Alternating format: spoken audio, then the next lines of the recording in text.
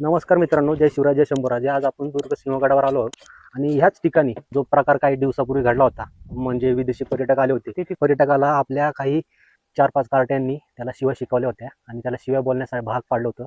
आणि म्हणजे त्या प्रकार घडला त्याचे साक्षीदार आपल्यासोबत आहे. म्हणजे काय ते गडाची म्हणजे खरंच त्यांची मी तळमळ आता ऐकली. ते गडाची एवढी काळजी घेत असतात, म्हणजे गडावर कुठला प्रकार होऊ नये यासाठी त्यांनी पुरेपूर प्रयत्न केला. ह्याच्या अगोदर आणि ह्याच्या पुढेही ते करणार आहेत. पण तो प्रकार झाल्यानंतर त्यांनी त्या पोरांना काय समज दिली हे पण जाणून घ्यायची खूप गरज आहे.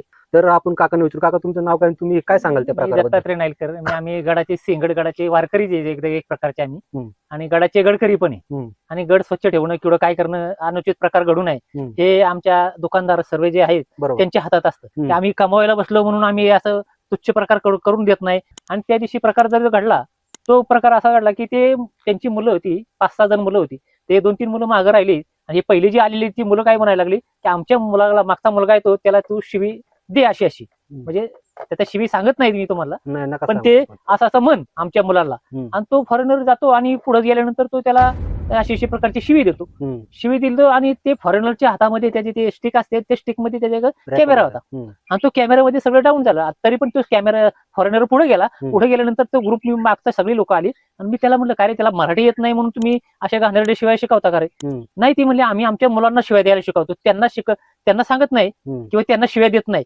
अरे म्हटलं, असं नाही करायचं. गड किल्ले तुमच्या हातात आहे. नवीन पिढी, तरुण पिढी, तुम्ही गड किल्ल्याचे पावित्र राखायचं तुमच्या हातात आहे. आणि तुम्ही जर असं पाहून या लोकांना, हे आपले पाहुणे आहेत, आपले बाहेरून येणारे पाहुणे आहेत आपले, मग त्या पाहुण्यांसह कसं वागावं, काय करावं हे आपल्याकडे. आपण जर त्यांच्या राज्यात गेलो, तिकडे गेलो, आपल्याला जर अशी वागणूक भेटली तर आपण किती काढतो. म्हणून आपण म्हणू शकतो, अरे नको बाबा जायला तिकडे, न्यूझीलंड बेकार आहे, अमुक आहे, तमुक आहे. म्हणजे असं. आणि अशामुळे तरुण पिढीच्या हातात सगळे की गड स्वच्छ ठेवणं किंवा आपल्या पाहुण्यांना कसं सुरक्षित ठेवणं किंवा आपल्या पाहुण्याची कसं बोलणं. हा ठीक आहे, त्याची हिस्ट्री जाणून घ्या, तुमची हिस्ट्री त्याला द्या, जेणेकरून तुमची देवाणघेवाण होऊ शकते. पण असं विचित्र परत घडू नये. धन्यवाद काका. आणि खरंच म्हणजे ही वेदनादायी गोष्ट घडली आहे आपल्या पुणे जिल्ह्यामधल्या सिंहगड दुर्गावर. आता तो प्रकार झाला त्याबद्दल त्यांनी माफी मागितली, सगळं केलं. सगळ्यांनी ते शेअर केलं, सगळ्यांनी ते गोष्टी सांगितल्या की असं व्हायला नव्हतं पाहिजे, असं करायला नाही पाहिजे.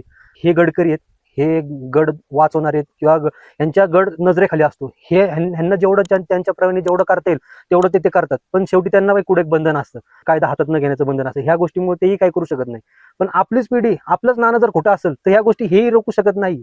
त्याच्यामुळे तुम्हाला सगळ्यांना सांगणं आहे की आपल्या मुलांना काही चांगले संस्कार करा आणि चांगली भाषा बोलायला शिकवा. किमान गडावर तरी राव तुम्ही, म्हणजे अशा अपशब्द वापरायला नाही पाहिजे. हे महाराजांचं घर आहे, निवासस्थान आहे.